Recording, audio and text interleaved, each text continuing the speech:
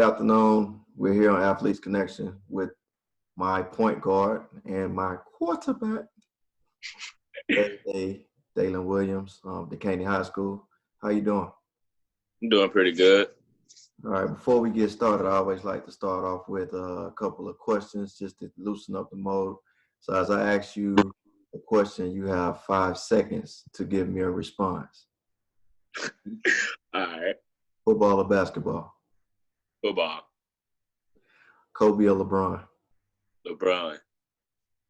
Jordan or Magic? Jordan. Favorite NBA team? I don't have one.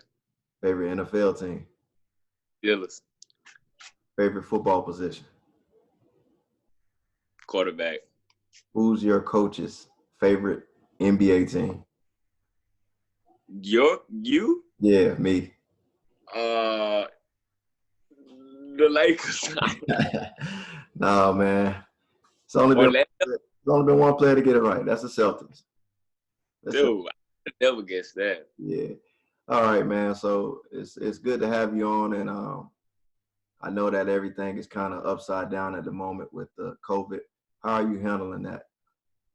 I'm just trying to get in as much work as possible, like with my teammates. Like, we're going out today, we're throwing, running routes, just going over stuff that we'll be going over like during what would be our spring ball or evaluation period, stuff like that.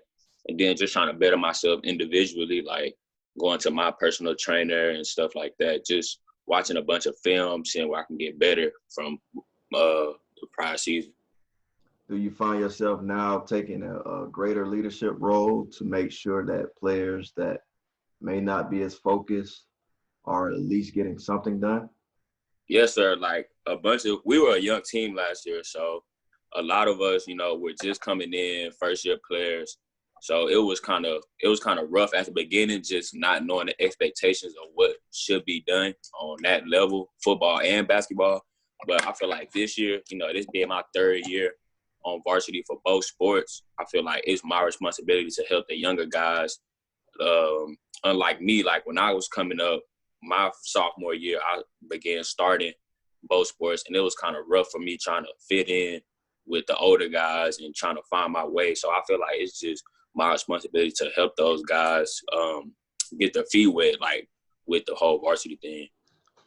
Do you feel an added pressure or added sense of pressure now that it's your senior year and you still haven't accomplished many of the goals that you might have set for yourself?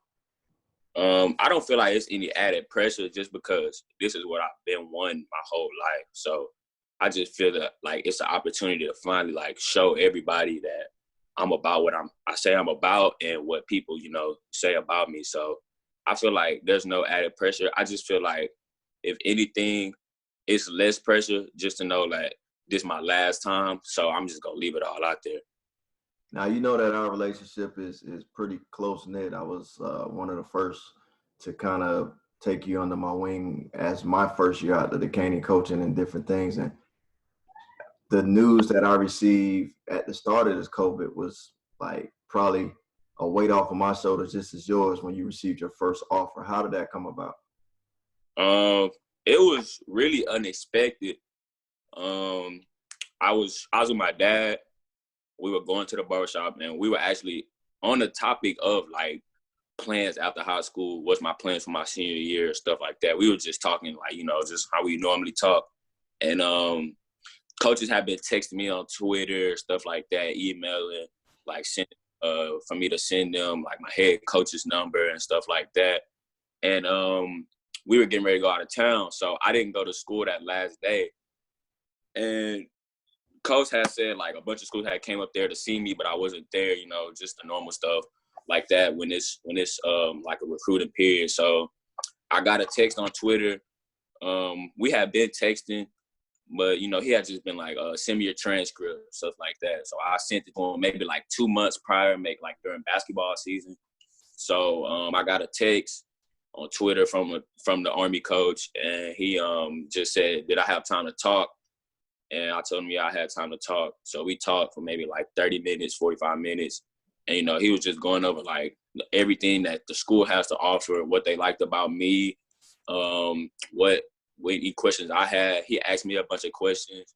And, you know, at the end of the call, he was just basically telling me that I had a full, you know, scholarship, a committable offer to them. And then maybe like 20 minutes later, my head coach called. He was like, I had an offer from them, and I also had an offer from Texas Southern. And I had no contact with Texas Southern, like, whatsoever. Like, I didn't have any messages or anything with them. But I guess when I posted that one, it kind of like opened their eyes and they offered me. Okay, what do you find now with that? Now that the offers are rolling in, how many offers are you sitting on? I'm sitting on 5 right now. Okay, are you satisfied with those 5 for your 5 official visits, or would you still possibly wait to see if there are bigger opportunities in place? I would still wait because there are still so many schools that are like reaching out, and you know, being a quarterback, a lot of them want to see you in. So the whole Corona thing, it kind of, I wouldn't say it's slowing it down, but as far as the offering part, it kind of is. A lot of schools want me to get like to campus first and stuff like that. They want to see me throw live, or you know, it's just small things. But I'm still receiving a lot of interest, so I wouldn't say that 5 would be my official 5. No. How would you feel if there's no season? I'd be hard. I'd be so sad. I probably, if there was no season, I probably would definitely graduate early and commit and get out of here. So, because I know if there's no football, there's probably not going to be any basketball. So there would be no reason for me to stick around any longer. So from the classroom standpoint, you're basically saying you're pretty squared away. You're ready to go. Yes, sir.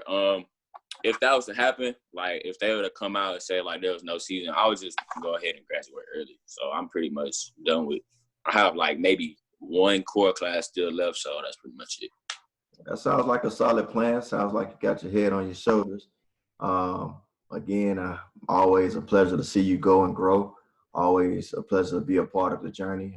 You one of many that I've always kind of taken to and seen mature from the aggravating freshman to now it's the senior year. You got a little fuzz under your chin and a little hair growing on the side of your face, and you're growing into a man. Just thinking back over the previous 3 years, what's one of your favorite memories with me as a coach? I actually have 2. My favorite one. Hold on. Is it okay for me to ask that on here?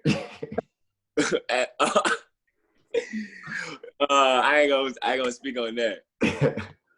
But my favorite one would be definitely, you know, being there for your first high school playoff win. Like that one was personal, just because everything that we had been through. You know, like you being my first coach in high school, my class, my teammates being your first team from football, stuff like that.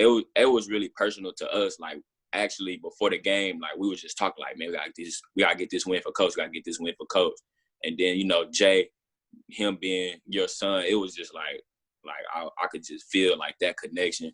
That would definitely be my favorite.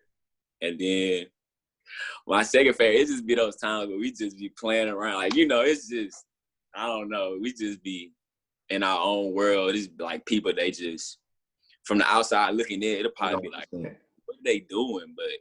But like we actually, like, I can just see you walking down the hallway. You see me walking down the hallway. You just, you know, you do your thing. I just bust out laughing. So it's just, those type of memories last forever.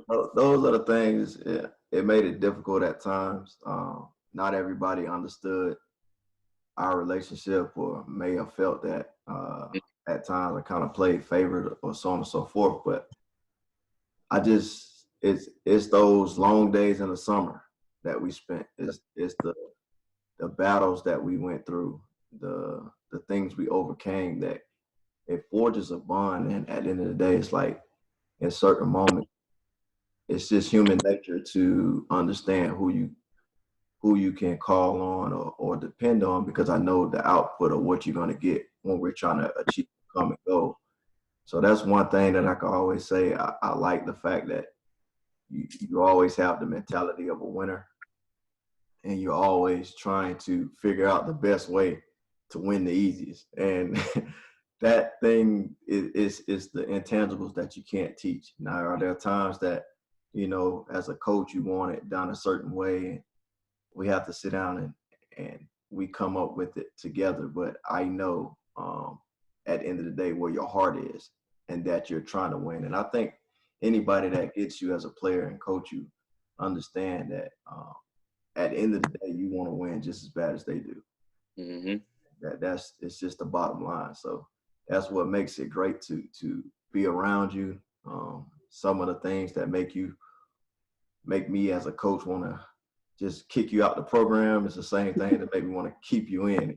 It's just those things that you can't teach, but those moments that you can't recover when they're gone. So it's been a privilege to be your coach, and I just look forward to seeing what this year pans out to. I'm hopeful and I'm praying that we do get a chance at the season. I think this is a very special year, both programs, football and basketball, and just look forward to seeing what you can do.